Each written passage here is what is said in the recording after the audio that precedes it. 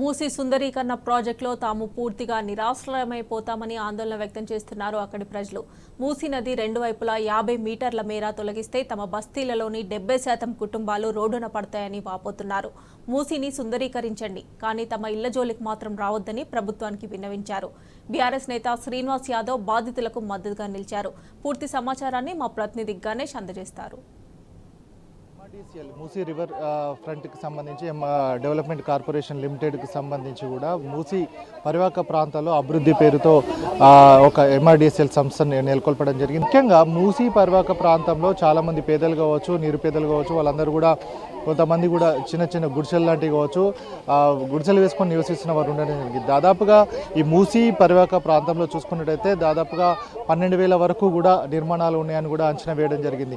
ఒక బౌండరీ కావచ్చు, FTL buffer zone అనేది లేకపోవడం వల్ల పేదలు కావచ్చు, నిరుపేదలు ఎవరైతే ఉండడం జరిగింది వారందరూ కూడా ఆవాసాలను ఏర్పరచుకోవడం జరిగింది. కొంతమంది చూసుకున్నట్టయితే మన విజువల్స్లో చూస్తే మాత్రం పర్మనెంట్ షెడ్లను కూడా అంటే 3-4 ఫ్లోర్లు కూడా వేయడం జరిగింది. సో మరి దీనికి సంబంధించి విధి విధానాలు ఏ విధంగా ఉంటాయని కూడా లేదు.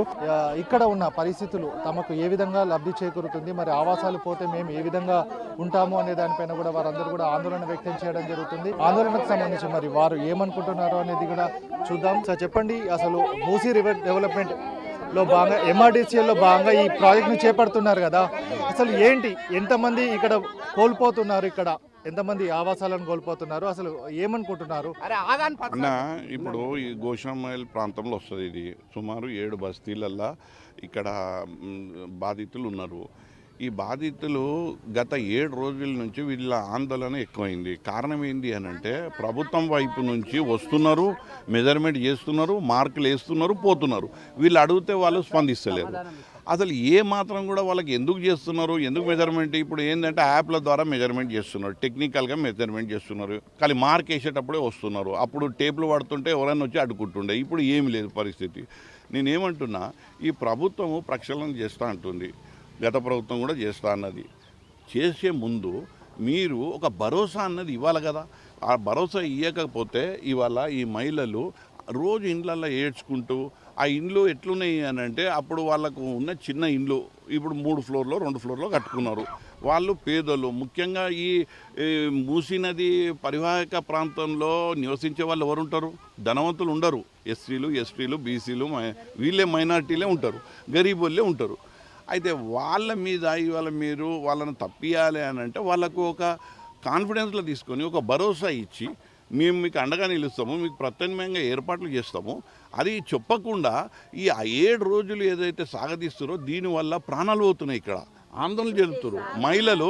ఇంకోటి ముఖ్యంగా ఇవాళ మహిళలు ఏంది అని అంటే మా ఈ గోషామైల్ ఏంటంటే బేగం బజారు ఒక వాణిజ్య కేంద్రం. ఇక్కడ ఏంది పొద్దున లేస్తారు, అక్కడ పని చేసుకుంటారు, ఇక్కడ వస్తారు. ఇప్పుడు వీడికేం తీసి వీళ్ళని ఎక్కడన్నా దూరం వేసిండ్రు అనుకో, దూరం వేస్తే వీళ్ళ పరిస్థితి ఏం కావాలి అంటే ఇల్లు పోయినట్టు ఉద్యోగం కూడా తీసేసినట్టు అవుతుంది. నేనేం చెప్తున్నా రేవంత్ రెడ్డి గారికి, మీరు ఇలాంటి పనులు చేసే ముందు ప్రజలు ఉన్నారు, వాళ్ళ జీవితాలు ఉన్నాయి, వాళ్ళు ఆర్థికంగా చితికిపోవద్దు అన్న ఆలోచనలు మీరు చేయాలి. చేసి మీరు ఎంఆర్ఓతో ఇస్తారా, కలెక్టర్తో ఇప్పిస్తారా, లేకపోతే సంబంధిత మంత్రితో ఇప్పిస్తారా, మీరు ఇస్తారా? ఒక భరోసా కల్పించే అంటే ప్రత్యామ్నాయ భరోసా కల్పించే ఒక మాట చెప్తే బాగుంటుందని నేను రేవంత్ రెడ్డి గారికి నేను డిమాండ్ చేస్తా ఉన్నాను. అలాగే మూసీ పరివాహక ప్రాంతంలో ఎవరైతే ఆవాసాలు ఏర్పాటు చేసుకుంటారో వాళ్ళందరినీ కూడా తీసివేయడం జరిగింది. వారికి అంటే ముందస్తుగానే వారికి చెప్పడం జరిగింది, వారికి డబుల్ బెడ్రూమ్లు కూడా కేటాయించడం జరిగింది. అప్పుడు తీసేస్తే మళ్ళీ కట్టుకోకుండా ఉండడానికి. కానీ ఈ ప్రభుత్వం ఏమైనా భరోసాని ఇస్తుందా, మీకు డబుల్ బెడ్రూమ్ ఇస్తామని? ఏమి ఇస్తలే. అదే కదా గత ప్రభుత్వము ప్రక్షాళన చేస్తా అన్నప్పుడు మీరు అన్నట్టు డబల్ బెడ్రూమ్లు ఇస్తాము అది అంటే ఒక భరోసా, ఒక ధైర్యం.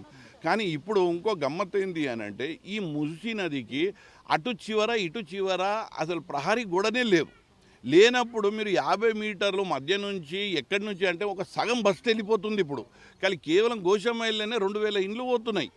మీకు ఇప్పుడు ఇలాంటి పరిస్థితుల లోపల మీరు ఒక దిక్కు వాళ్ళ ఇండ్లు కూలగొట్టేస్తున్నారు, వాళ్ళ నిరుపేదలను చేస్తున్నారు, వాళ్ళ ఉద్యోగాలు లేకుండా చేస్తున్నారు.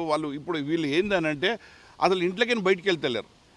పొద్దున్న నుంచి సాయంత్రం వరకు ఏ ఆఫీసర్ వస్తాడో, ఎవరు గడ్డపార తీసుకొని వస్తారో ఎవరు బుల్డోజర్ తెచ్చి పెడతారో అన్న భయం ఆందోళన పెరిగిపోయింది. వీళ్ళ మొగోళ్ళు అయితే అసలు చైన్ పడతలేదు, వాళ్ళు మొగోళ్ళ పంచాయతీ నడుస్తుంది, కొట్లాటలు నడుస్తున్నాయి. ఈ విచ్చలవిడిగా ఎంత అంటే సగం బస్తీ అసలు మీరు ఆశ్చర్యం కలుగుతుంది, అసలు బస్సులు ఎగిరిపోతున్నాయి. మీరు చెప్పండి, ఎన్ని ఏళ్ళ నుంచి ఉంటున్నారు ఇక్కడ? మేము వచ్చింది మా అమ్మ మా తాతలు వాళ్ళు ఎప్పుడు వచ్చిరో ముత్తాతలు వాళ్ళు, మేమైతే అప్పుడు పుట్టలే కూడా. మాకు తెలివి వచ్చిన కాడ నుంచి మేము ఇక్కడనే ఉన్నాం. ఇక మా వాళ్ళంతా కూడా ఇక్కడనే బతుకుడు, ఎక్కడ మాకు పోయే ఆదేరు లేదు.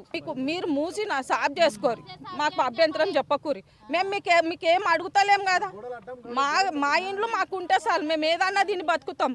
మీకేం పెట్టుమని మేము అడుగుతలే, మా జాగాలో మేము ఉన్నాం. మేము ఎంతలు ఉన్నామో అంతలు ఉన్నాం, కానీ మాకు ఎవరిది ఏం వెళ్ళిపోద్దు. మీరు చేసుకుంటే చేసుకోరు, మూసి సాఫ్ చేసుకోరి.